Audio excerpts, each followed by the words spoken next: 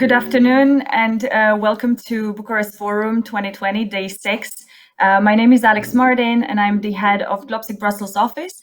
It is my pleasure to moderate our conversation today on autocratic resilience.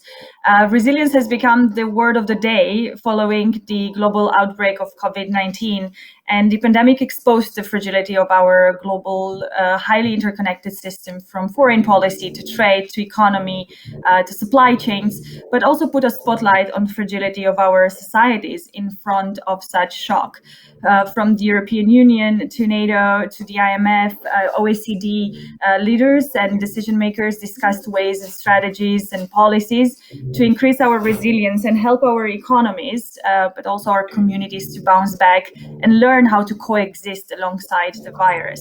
But much of the conversation was, however, focused on democratic resilience, or at least the conversations that I heard about, or the capacity of democracies to adapt, adjust, absorb shocks. So this panel is looking also at how and if autocratic regimes and leaders have gained momentum during this time or strengthened their grip at a national level during the pandemic. And I'm joined today by a distinguished panel of experts composed of Andrei Sannikov, Belarusian politician and activist, civil campaign European Belarus; Zsuzsanna Szelényi, Hungarian politician, former member of parliament, and currently Richard von Weizsäcker Fellow at Robert Bosch Academy; and Ozgur Unhisarkli, director of the Ankara office of the German Marshall Fund of the United States. For those of you who are following live either on Cisco or via social media, we have about 1 hour for this session, and I encourage you all to follow us online and send your questions via chat for the panelists. So let's kick off the conversation, and I want to start with you, Zsuzsanna. Has the coronavirus pandemic acted as an accelerator in strengthening autocratic resilience? Are we witnessing a deeper polarization between autocratic leaders and the population in this context, or is it completely the opposite? Ordinary citizens are happy to give up their freedoms fully or partially in order to get security or a sense of security from their leaders. Thank you very much. Thank you for inviting for this very interesting issue. And also, as being Hungarian, discussing democratic resilience is something that we had to learn in the last couple of years. Well, just to describe, Hungary is a member of the European Union, and still in this framework, in the last 10 years, Viktor Orban's regime, from a mainstream position with a superpower, a constitutional power in their hand, this regime could transform Hungary systematically and severely into a society or a constitutional system which is more resembles to an autocratic system because checks and balances are seriously undermined. A significant part of the media is now in the hand of oligarchs who were actually created during these 10 years. Obviously, the government is using every means of the state in order to promote their position and to repress in a very sophisticated way their critics, meaning opposition, civil society, and critical media. So this is quite a special situation in Hungary that the European countries are still learning how it is possible within the EU that now we have to speak about democratic resistance in Hungary. So obviously, the coronavirus, which provided room for emergency legislation, is always a big temptation for governments where checks and balances are not applied to use it and to grip their power. This has happened also in Hungary in the very first weeks of the coronavirus pandemic. However, the government, having supermajority by definition, they would not need any extra power to apply in a crisis situation. So that was quite extraordinary and had very strong responses from the EU partner countries. Therefore, the government quickly withdrew from a significant constitutional change. However, and this was not noticed, a couple of weeks later, obviously there were introduced new measures or I would say a new status, which is not the emergency status, but a kind of alert situation, which provides the government for future momentum to intervene and silence opposition, control right to assembly, and various freedom rights, which might be controlled and suspended in a crisis situation. So my response to your question is that yes, I think this was a danger, and it is a danger in any country where there is such a strong government without control. And this has happened in Hungary. However, it's not as such a very visible way than probably in other countries. Whether this would move on and how the whole coronavirus impact on democracy, that probably was discussed later in this discussion. For sure. Just a quick follow-up question. In spite of the preferences or policies by Prime Minister Orban and the ruling party, there is still a substantial pro-EU public support. The Hungarians are still very much in favor of their European membership, of the measures and policies agreed in Brussels. So how do you explain that discrepancy between the national tendencies into more autocratic preferences and actually the population that still thinks and they belong to the EU and they just show support for the EU? Well, I think there's probably a misunderstanding there. I don't think there are autocratic tendencies from the regime, but there are no autocratic preferences for a large part of the public. So we have to state that only a minority of Hungarians vote for this regime. Because of a very special constellation of election law and constitutional situation, this can provide a supermajority. We don't have time to explain it now, but it's important to say that a majority of Hungarians do not vote to this government. So I think that's the point here, that without a clear majority and a very big supportive background and very sophisticated legal arrangement on media and institutions, you can create a situation that one government can basically abuse state resources in a level that promotes its own purposes and pushes down other political forces. Thank you, Zsuzsanna. That is a very, very important explanation of understanding actually exactly that divide between the leaders in power and actually how the society feels and reacts to their policies. Özgür, I want to move to you with the same question. Has COVID acted as an accelerator, or it's the opposite? Ordinary citizens are willing to trade off their freedoms partially or fully in order to get that security that is needed in times of crisis or in times of high vulnerability and insecurity?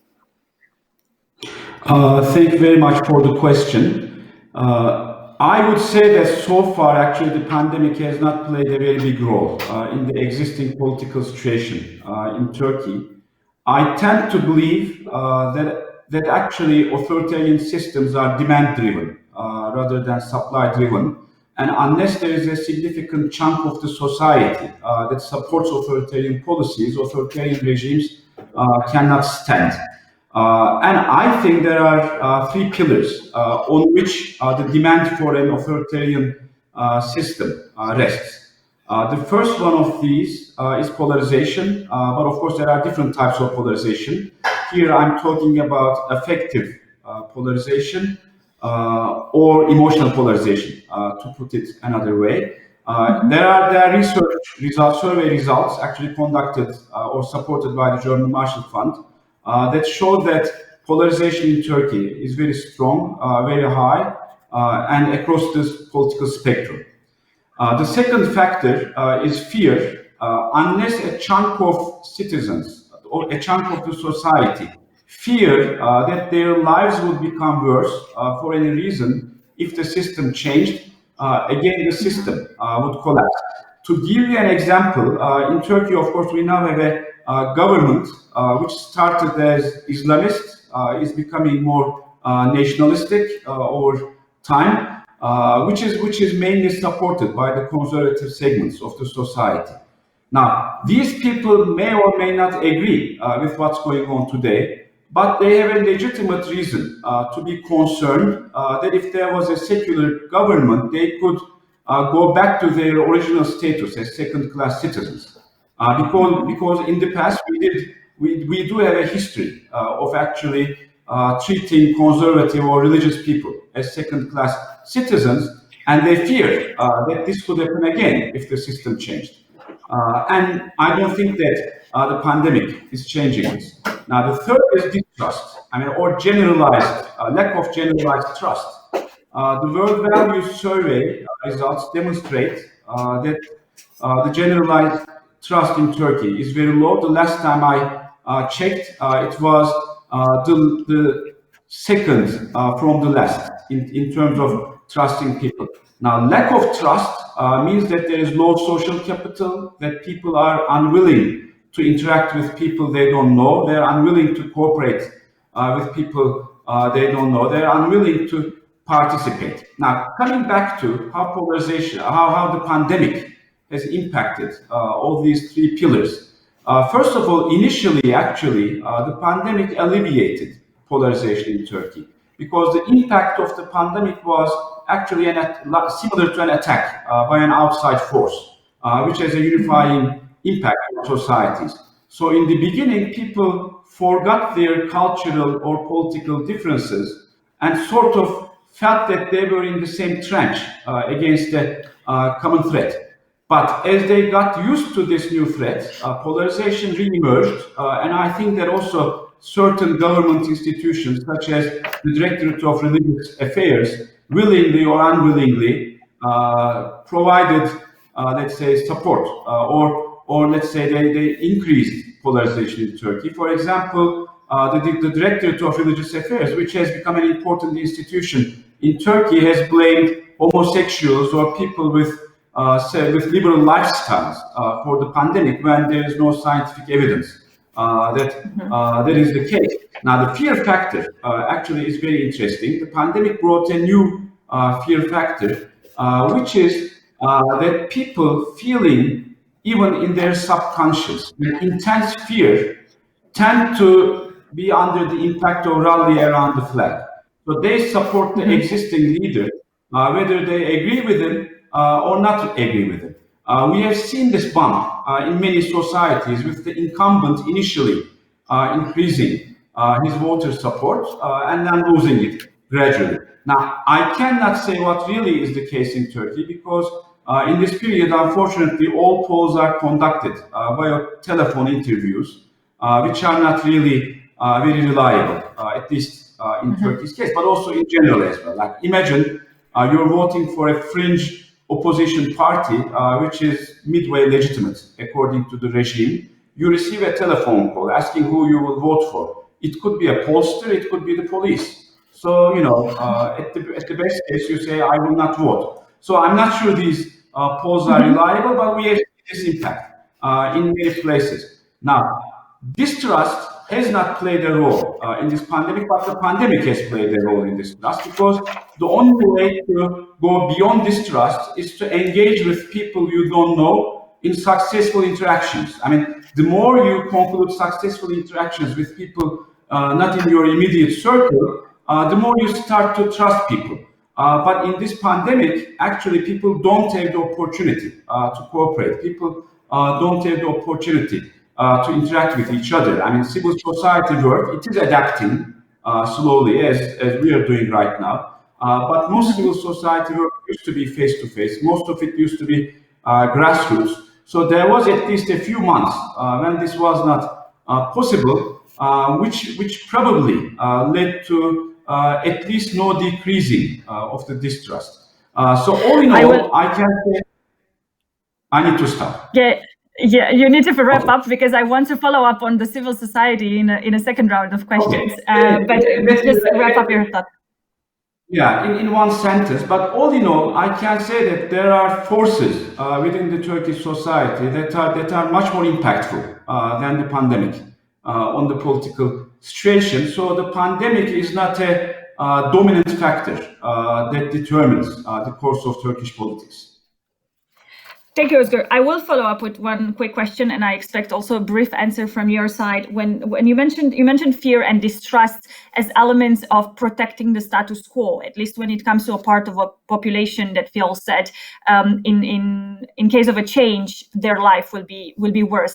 Are these elements like fear, distrust, instrumentalized by the regime? Or by other forces in order to change the status quo or to protect the status quo? How are these playing into the policies of the regime? A very short answer, yes, and this is not only under the current government in Turkey. I mean, past governments would run election advertisements such as either you vote for us or you lose secularism. Either you vote for us or Turkey will turn into a religious state. Now the current government is basically saying either you vote for us or the seculars will undermine you, or either you vote for us or the country is divided. Fear is always a tool in the hand of populist leaders. Thank you, Özgür. Andrei, I'm moving to you, and I left you last in this first round because you are in Belarus, and I think that what's happening in Belarus and the ongoing protests are actually a very good example of how civil society can rally against an idea, against a principle,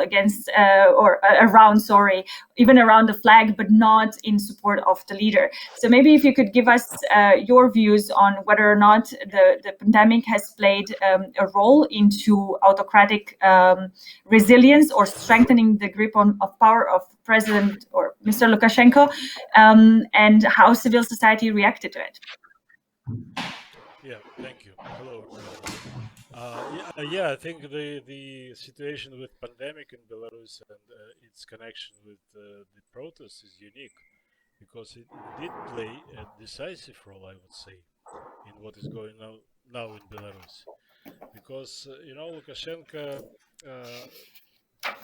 his attitude towards pandemic and all the measures that he offered to the society actually served as a trigger for the protests, because he not only denied pandemic, he did everything to expose people, as many people as possible to the pandemic. And he was, I think there are several explanations. The first one is he really hates people, and it was visible.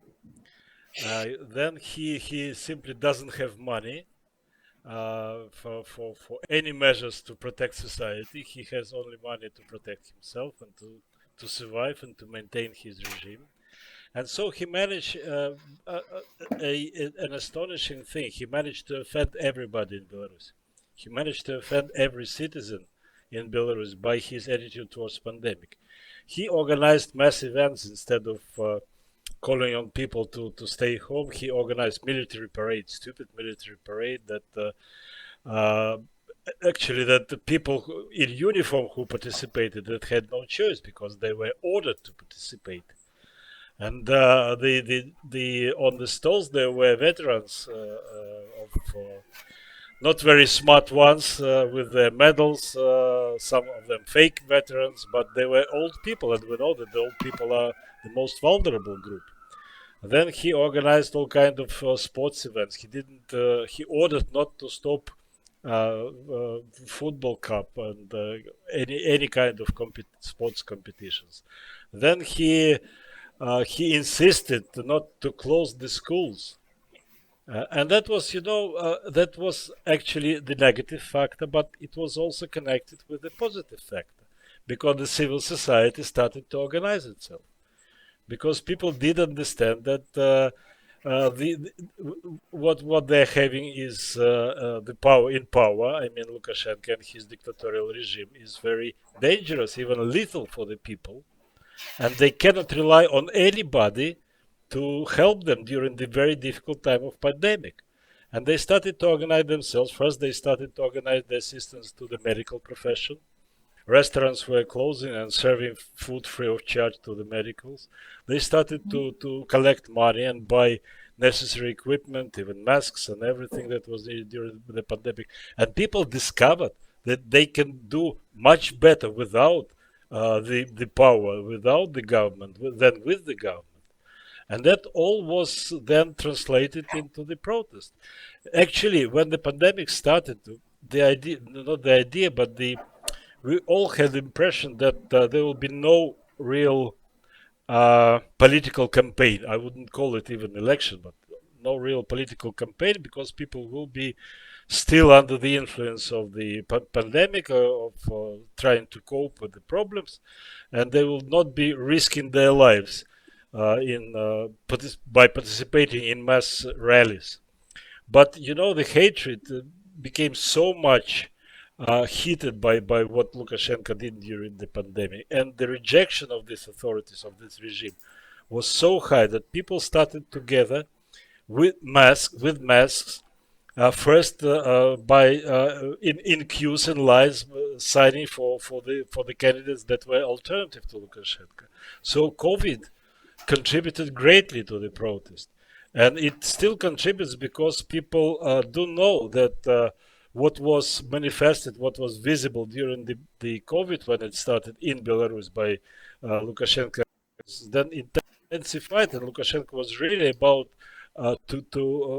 was ready to kill the people, to not only to expose them to lethal danger, but also to kill the people, and that's why the resoluteness was growing. And it's still growing, and I think that the amazing example of mobilization of civil society against the dangers of pandemic and dictatorial regime is quite a spectacular case in Belarus today, and it is. I think it has to be studied, and it's a lesson for all of us, for the world. Thank you, Andrei. Indeed, I think that what's happening in Belarus is a lesson for all, and a lesson of inspiration as well, because the resilience of the protester is something that cannot just pass unseen around the world. And I want to bring into the conversation the inspiration of this panel, and that's an article published in the True Story Project on exactly the autocratic resilience. And the article has three premises, more or less, that both old and new democracies have a predisposition or a sense of autocracy, and we could see both in places like the United States and in places like Europe.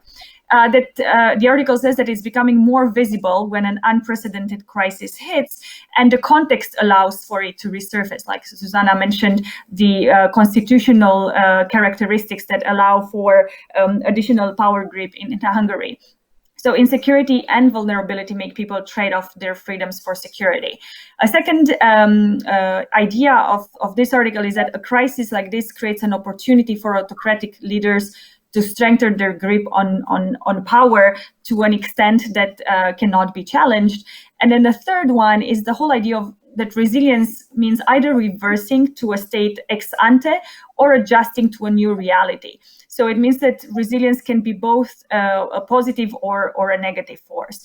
And in a new article or recent article, Professor Andrei Sannikov from Princeton said very clearly that, at least when it comes to the EU, with the exception of Hungary and Poland, we do not see any longer an impactful influence of the extreme parties or parties with autocratic tendencies to consolidate their power. We see the lack of or decline of AfD in Germany, or the Freedom Party in the Vienna elections. So I'm getting back to you. How do you see these facts? How do you make an understanding of these facts?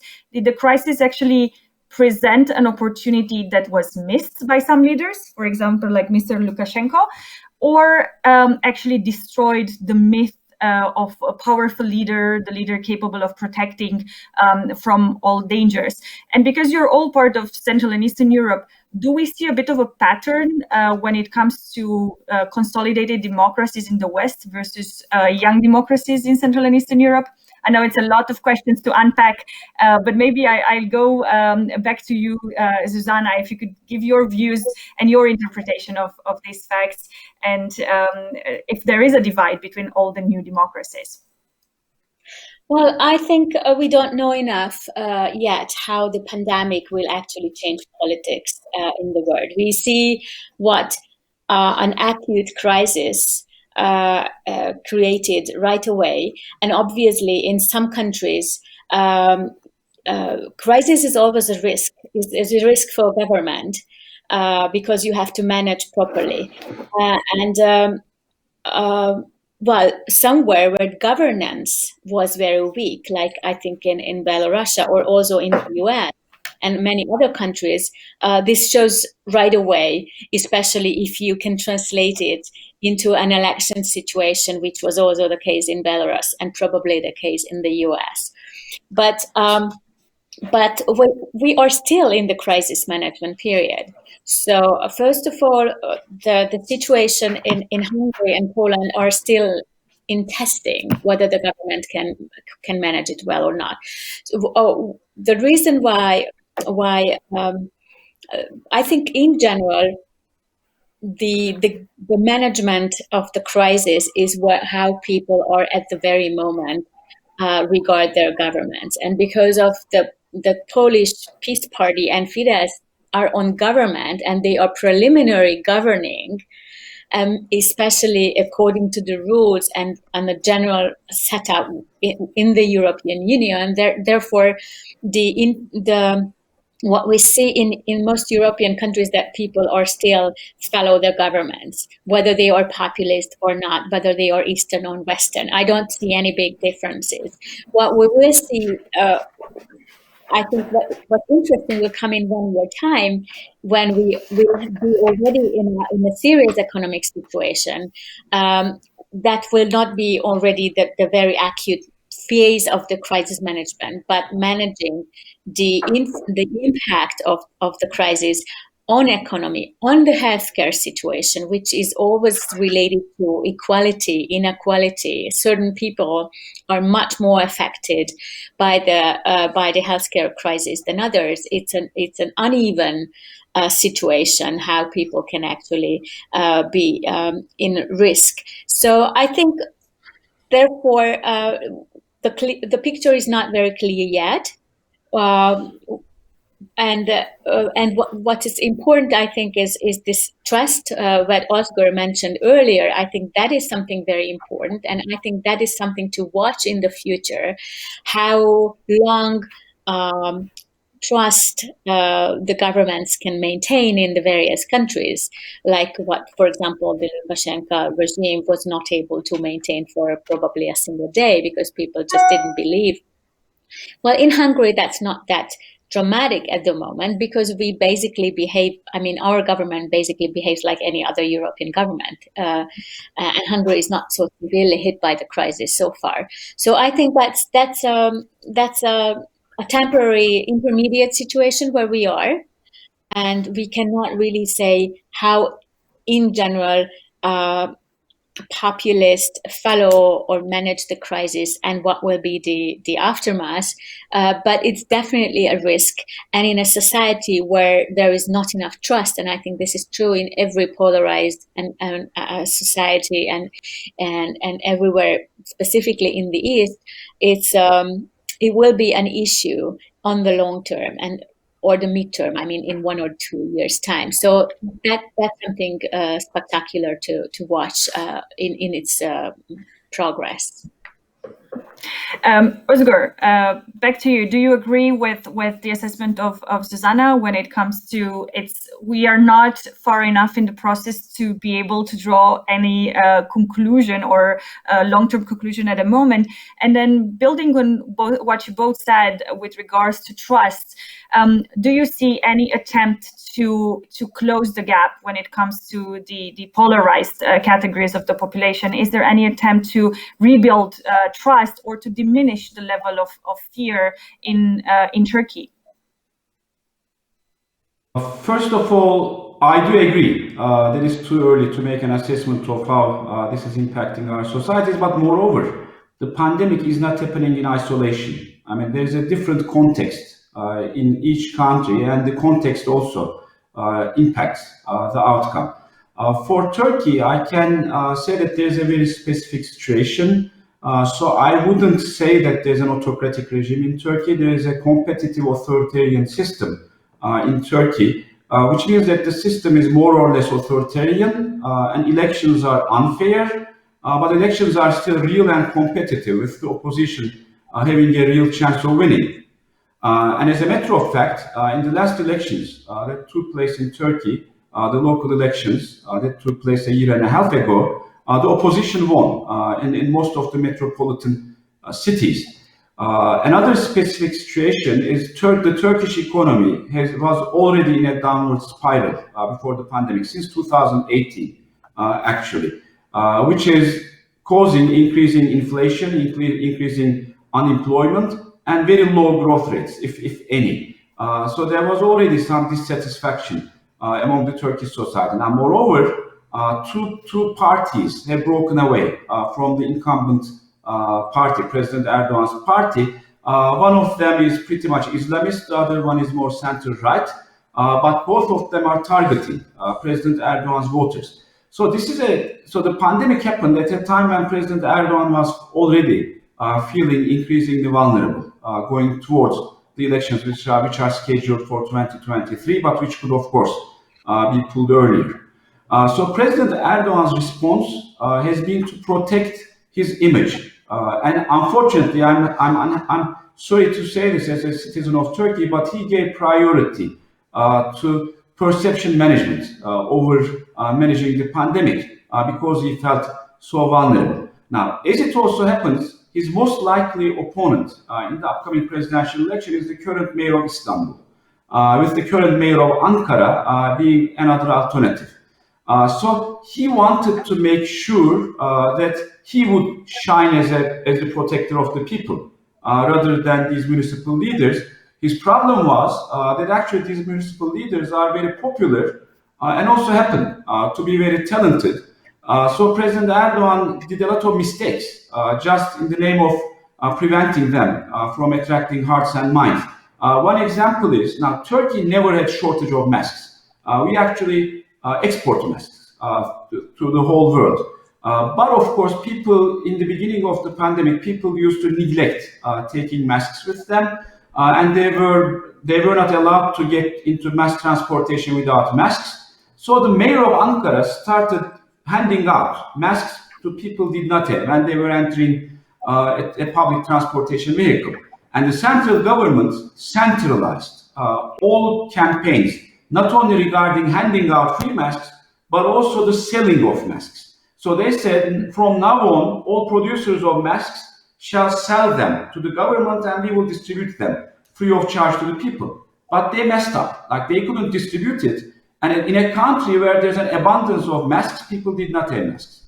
Just another example, the municipal leaders started donation campaigns to help the poor and needy, and suddenly the central government banned their campaigns, saying that no one but the central government can conduct such campaigns. And these actually backfired because people thought, okay, these municipal leaders are trying to help us, but the president doesn't want them to help us. So, I guess this is some sort of an answer to your question, in which, so the president wants to make sure that his image would not be tarnished, and if anyone gained points in terms of alleviating the pains of the society caused by the pandemic, it would be him, but I think it didn't work out.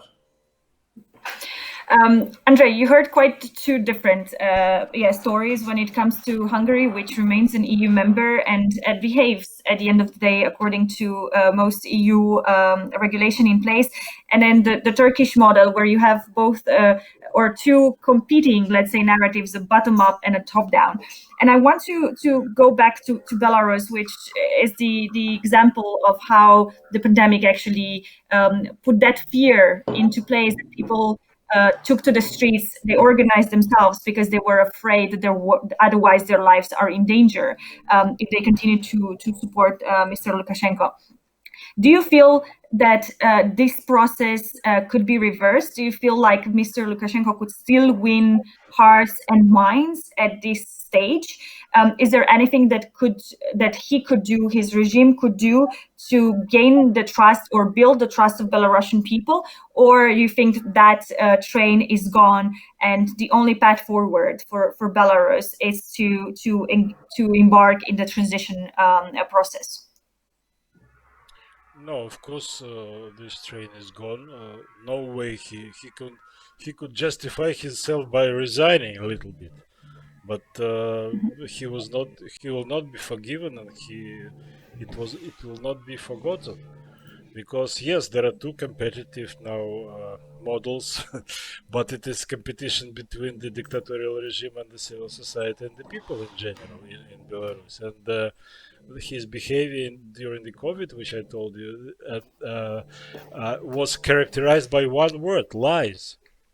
The hero of this period was lies. The government was lying about everything, and only now we discovered through some indirect ways that the death toll was actually 5,000, at least 5,000 more than it was reported by the officials. The officials were reporting in hundreds only. But the question, the original question, was about the old democracies, young democracies, and what is their attitude, what is their reaction. And I think that first, I think that it is true that it is too early to make any conclusions, but some conclusions can be made. The pandemic was there were situations where the pandemic was used, or rather rulers or the leaders, the governments, tried to use the pandemic for introduce more autocratic practices, to infringe on human rights and freedoms, but it failed. I think it's a very good conclusion, because it is really undermined the reputation of those leaders who were running counter the general approach towards the COVID-19. I'm living in Poland. I saw how the government of Poland was very responsible in its attitude towards COVID, and it was really winning trust back of those even people who were quite resolutely speaking against them, because the government offered very reasonable measures, and I saw it myself, and I was also complying with these measures they were reasonable, and the population trusted these measures. So this is an example where the government acted responsibly, unlike some other governments in democratic countries that tried to diminish the dangers and play down the dangers of COVID, and they were losing their reputation. In Belarus, I think, but I started to speak about the democracies, and we don't have a democracy, and but the democratic world didn't have answer for the behavior of the regimes like Lukashenko, because unfortunately we wouldn't mind some influence from outside on Lukashenko regime, but even WHO was first supportive. It was outrageous that the WHO office was praising the practices of Lukashenko, who was exposing people to the lethal dangers. So I think that one of the lessons of this period of pandemic should be how international organizations and democratic organizations could act to stop erratic behaviors of rogue states, of dictatorial and autocratic rulers that will endanger the world eventually. I think that is one of the lessons that was not yet mentioned, but that it is quite important, for example, for the countries like mine, like Belarus. I think that that could be definitely a question for a different panel, because there is would be a lot to unpack there, considering that maybe many of these international organizations have members that are not necessarily the regime or not democratic. Yeah. So it will be a very interesting conversation. But I want to go back maybe to you initially, Uzgur, and then to Zsuzsanna. So we change a bit the order. Did this inform? I want to bring more elements of what makes also our society more fragile or insecure. And we have seen a lot of reports, and there is a lot going on the role of disinformation and what impact disinformation had in the way the pandemic played out, but also in the way it was instrumentalized for deepening polarization, for increasing the sense of fear. So did you see this playing in Turkey or also in the region? You don't necessarily need to stick just to Turkey. So how did this information play into the whole context of coronavirus? There was both disinformation and misinformation, and I believe that misinformation played and still plays a bigger role in Turkey.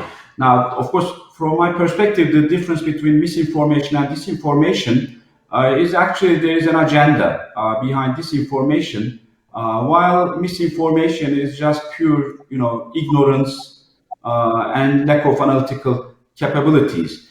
So I did not see too much disinformation in Turkey, except, of course, like small. Let's say, games played by the government in terms of releasing the results. One example, but I don't know if it can be called disinformation. Like in the rest of the world, Turkey was also, the Turkish Ministry of Health was also reporting daily the number of new COVID cases.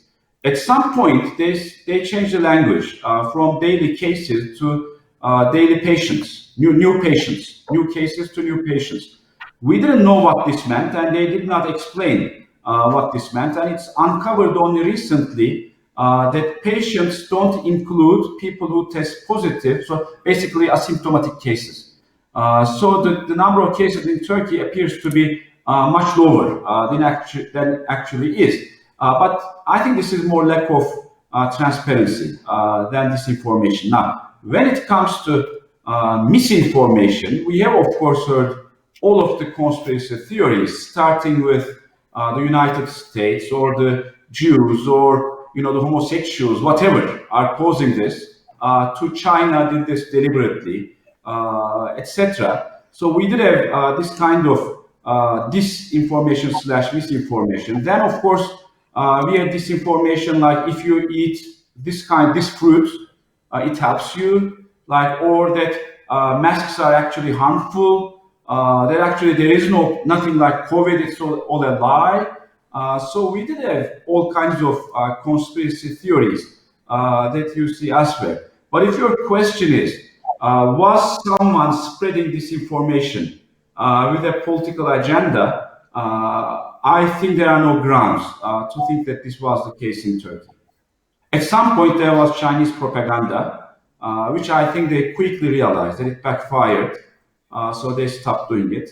Apart from this, I did not detect any deliberate disinformation in Turkey. Zsuzsanna, and maybe you can talk about EU also in general, because there is a lot going on when it comes to disinformation, and how in different parts of the EU, at least, it has a bigger or a smaller role from also the Chinese attempts to influence at the very beginning in Italy as the only partner that comes to the support of the people in very need, to various other nefarious narratives coming from the East. So how do you see the whole disinformation attempts playing into the way people reacted, the leaders reacted, and we see this type of strengthening of a group of power, or the opposite? Well, I would make two comments. First, of that this kind of disinformation with an agenda has not been the main issue in Hungary in the last couple of months. And this is also because of the conditions and environment doesn't make it possible. So we also have obligations towards providing information to the EU. Also, Hungary was not very severely attacked by the virus, so that doesn't really make much sense. Where the playing with information was more prevalent is about testing, the management of testing, that the rules were completely changing all the time. That was really difficult to follow and confused a lot of citizens. And also the capacity of the healthcare system. I think this is an issue where there were a lot of problems and still are problems because the numbers of COVID cases are rising in these days. And in many European countries, the capacity of the health infrastructure will be an issue very soon. And also the rules of border closure, where it was not disinformation, it was more conspiracy theory, which is very present from the Hungarian government. And Orban himself made comments in his radio interviews that we have to make tough border control because of he related the COVID with foreigners, with basically following them, carrying on the anti-migration campaign that was so successful in his power, maintaining his power in the last few years. So these are very present and existing, and I think this is how probably some other populist countries manage to think. Well, that's definitely an issue in Hungary. And just one word on the China thing. The pandemic has obviously changed the perception of the relationship to China in many European countries. It's not a big issue in Hungary at the moment because Hungary is one of the countries which is an entry point from China to the European Union. But this is going to be a serious issue, I think, very soon when the EU would be able to formulate a more straightforward strategy, which perceives China in a different function, not only as a big export and business partner, but also as a malevolent force, which is now a big task for the European Union. And here Hungary the current Hungarian government will have an inconvenient situation for sure. Andrei, this information in Belarus, did it happen? By whom? What type of impact it had? Both when it comes to what Mr. Lukashenko took as actions and policies, and when it comes to the self-organization of civil society. The disinformation comes from the government, of course, through the state-controlled media. Because, mostly, yes. But today we can say that it comes from two governments, because Kremlin propagandists are now working at the Belarusian state TV. But it is disinformation. I mean, it is ordered by the government, but it came also from the medical profession. If we're speaking about the COVID, they were under strict orders not to release the information, actual information about the situation with COVID in Belarus. And there were some brave people that were then persecuted when they told about the real situation with the pandemic. So the disinformation, and that is I think one of the also factors that I don't think I don't know the figures, but there is a minimal percentage of Belarusians that do believe in the state information, or rather disinformation. And that is why the protests in Belarus today are called the protest of telegram channels and internet media, because people are looking for information there, including on COVID, including on what to do, because opposition in the first days of COVID took the side of the people, of course, and we called for the people's lockdown.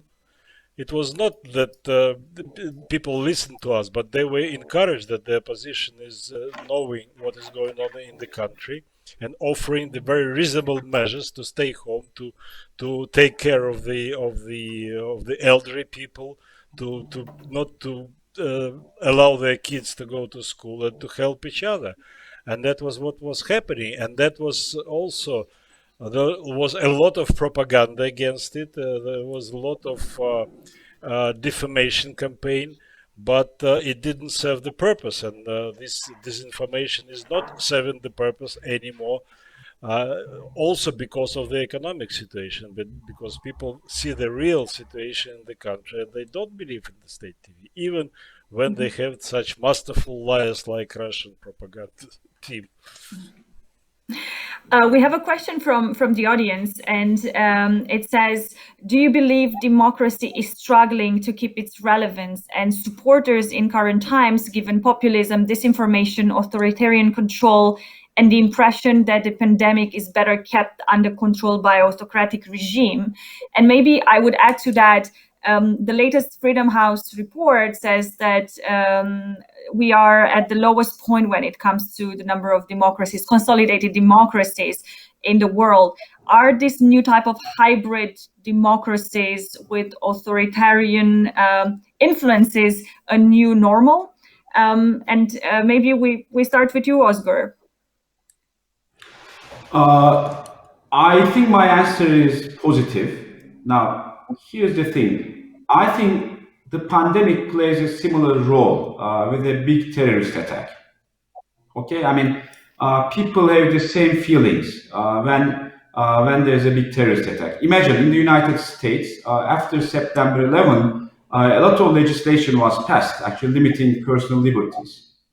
And the Americans accepted this because they were in fear.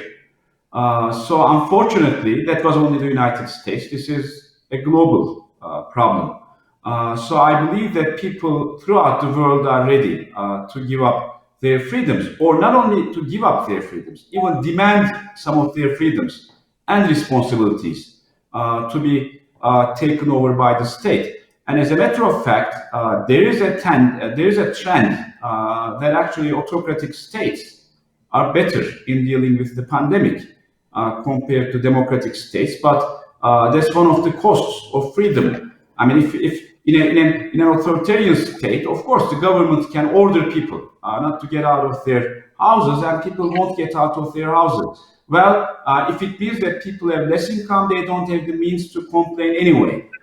So in a place like China, it is, of course, easier to mitigate the pandemic compared to a democratic state where citizens would like to keep their cake and eat their cake and still keep it, meaning that they would like to go to their workplace, but also not be infected, which is not an easy case. And therefore, unfortunately, the pandemic reinforces the rising perception that authoritarian states may be more efficient. Andrei, do you agree with that? Are democracies struggling, especially in the context of Belarus that strives to become a democracy? Absolutely, I agree that democracies are struggling. But I first have to say that the Freedom House report of the worsening of the situation with democracy, consolidated democracy, is for the 15th consecutive year, the Freedom House noticed this tendency. So this tendency didn't start with pandemic, and it will not end with the pandemic.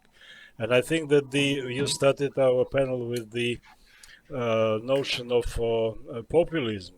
I think that there is an area of populism that has produced an enormous impact on the development of and the survival of democracies. And unfortunately, the populism is now going hand in hand with autocracies, not democracies, and it is helping autocracies and dictatorial regime to survive and to strengthen itself. Whereas the democratic world still doesn't have or doesn't want to use soft power to defend values. For us, it is of vital importance for democracies to survive, and not only to survive, but to understand that how interconnected the world is, and that the attitude of Lukashenko towards pandemic is a threat to the international security, not only to the health of people in Belarus. It is really a threat to the international security, and it has to be addressed like this. So I wouldn't agree that it's a new something that we have to agree with, and something that we have to be complacent with, because the people in Belarus are now fighting for the values of the democratic world, and that is, for me, it's the best example of viability of democracy and viability of freedom. Thank you, Zsuzsanna. Are democracies struggling? And do we score less well than leaders that have superpowers at hand to employ in such contexts? Well, first of all, I am not sharing the idea that autocratic regimes are better handling the pandemic than democracy. I don't think that we know that yet. I just go back to my earlier comments, because it's one thing that so it's also very it's a cultural tradition. It's experience of managing this kind of crisis, which have been there present in Asia and not yet in Europe for many years.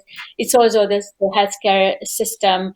So there's many reasons why in certain countries the pandemic is going worse, and others, even among European countries, there are big differences.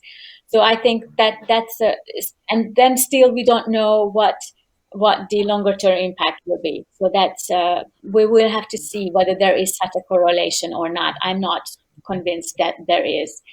However, I am convinced that there is a negative trend in terms of democracy, and I think that this is in relation, also studying and living in Hungary, and as a Hungarian politician trying to continually understand what is going on here, is that the world has changed significantly in the last 2 decades, and we live in a much more vulnerable and insecure world.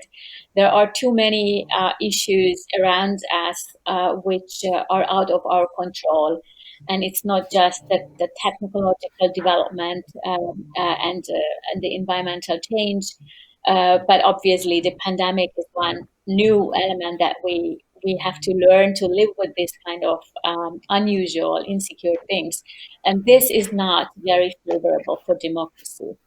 Democracy works very well when things go normal, and we are not entering in a normal world. There are too many threatening issues for all of us, and it's very easy to play with the threats. And of course, there are always in any country political forces that try to abuse the unknown, insecure issues around. And there is no better example than the anti-migration cause in the last few years in Europe, which was absolutely nonsense, and it's still completely nonsense. However, of course, we do have to learn together with a new wave of migration we've been witnessing over the last decades, because that's also part of social development. But how it was used and abused by politics, that's really something what is extraordinary, and it's not over yet.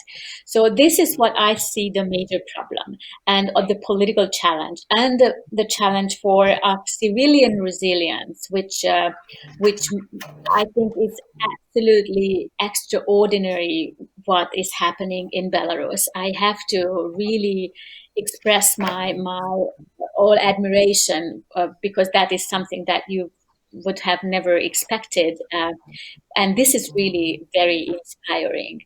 However, this is very, very difficult, and I just, as a kind of final word, I'd like to stress that basis of any resistance of any kind, it's political or civic or media, is cooperation among people. I think both Andrei and Oscar told this, and this is the most difficult to do, whether with unknown people or others with just simply different interests, it's extraordinarily complicated. And obviously, regimes with bad will or with autocratic tendencies want to divide and polarize and make enemies. And this is what's so difficult to overcome. And maybe another discussion topic can be how to do this and how to overcome the extremely lot of divisions and just simply different interests, what we have in our societies, among people, among parties. I find this as a kind of crucial thing, that cooperation that we just speak about like something natural is absolutely not natural. It's very, very complicated. And I assume it's even, or we know it's even more difficult to cooperate when there is no trust, and then when we look at the world from very different lenses.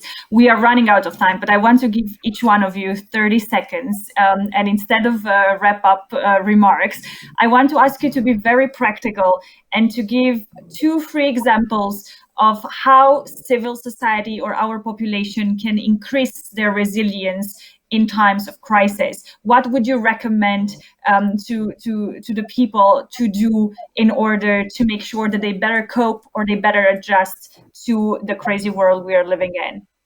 Maybe we start the opposite way. So Andrei, I'll start with you. I think that we have to realize, and I would like to see this, that there is no civil society in Belarus, no civil society in Turkey, no civil society in Hungary. There is international civil society that needs to react to the challenges of our time, and that needs to support the values and the principles whenever, especially in the vicinity, in their neighborhood. And I think that the examples of Turkey civil society fighting for the rights, and the Hungarian previous example, and today history is, and what is going on now in Belarus is just underlines the importance of people, what Zsuzsanna told, of cooperation on these important issues, because sometimes we are all in being hostages of realpolitik that eventually hurts us and our, not only our interests, but our lives. So I think that this is nothing new in that, but the time just underlines the seriousness of this challenge. Thank you, Oscar. Couple of I think this is, yes, I think this is an excellent opportunity actually for civil societies of all types to reach out to their others, to support others, to support people without any discrimination on their political, cultural, or whatever backgrounds, and to sow unity rather than disunity. It won't always be easy, but also not to react to negativity with counter negativity. I think that particularly in times such as these will resonate well with the wider society. Thank you, Zsuzsanna. Okay, well, just reinforcing this last message that we are probably all sharing, that in Hungary, when severe attacks started on the civil society organizations, they were able to organize themselves in a network and created a lot of support to each other. So political parties so far failed or we failed in an appropriate cooperation vis-a-vis the Fidesz regime. But the next election will definitely be a different thing. Just as in Turkey, our municipality elections also demonstrated that cross-party opposition cooperation is manageable, and can be a game changer. What I still miss is a cross-international cooperation for the pro-democracy forces, and I'm very thankful for this session, so that we can speak to each other and share experiences. This definitely is something that what we need, because actually resistance is also mentally very difficult. So any support to each other beyond the good practices is very valuable. Thank you very much for this very thought-provoking conversation. I take that last point on international cooperation or cross-international cooperation on ensuring that together we are able to adjust, cope, and rebuild for all of us, not just for a few. I would like to thank you all for following us today, and please remain online for the next panel of the Bucharest Forum 2020. Have a good afternoon, everyone. Thank you. Thank you very much. And Right. I was Bye-bye. happy to talk to you, Andrei and Oscar. And Bye-bye. Andrei, Alex, thank you for mediation. thank you very Bye-bye. much.